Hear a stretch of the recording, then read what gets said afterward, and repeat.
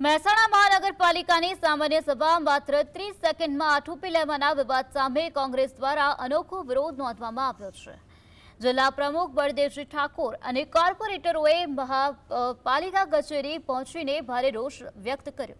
ચોમાસામાં વરસાદી પાણી, ગટર, ખરાબ રસ્તા અને ભ્રષ્ટાચાર જેવા પ્રજાના સળગતા પ્રશ્નો પર ચર્ચા ન કરવા દઈ વિપક્ષનો અવાજ દબાવવાનો આરોપ લગાવ્યો હતો।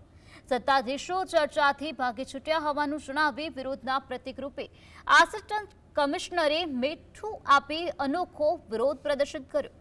તેમજ પ્રશ્નોનું નિરાકરણ નહીં આવે તો આગામી દિવસોમાં ઉગ્ર આંદોલનની ચીમકી પણ ઉચ્ચારી છે। વિરોધ પક્ષની વાત એમને સાંભળવી પડે, દરેક મુદ્દાની ચર્ચા કરવી પડે અને ચર્ચા કર્યા પછી એમની પાસે બહુમતી હોય તો બહુમતીના જોડે મંજૂર કરવાની હોય છે, પરંતુ કોઈની વાત સાંભળવાની નહીં અને મન ફાવે એ રીતે જ જ્યારે બહુમતીના જોડે આ મુદ્દાઓ 1 સેકન્ડમાં કે 2 સેકન્ડમાં જ્યારે મીટિંગ પૂરી કરવાની એની સાથે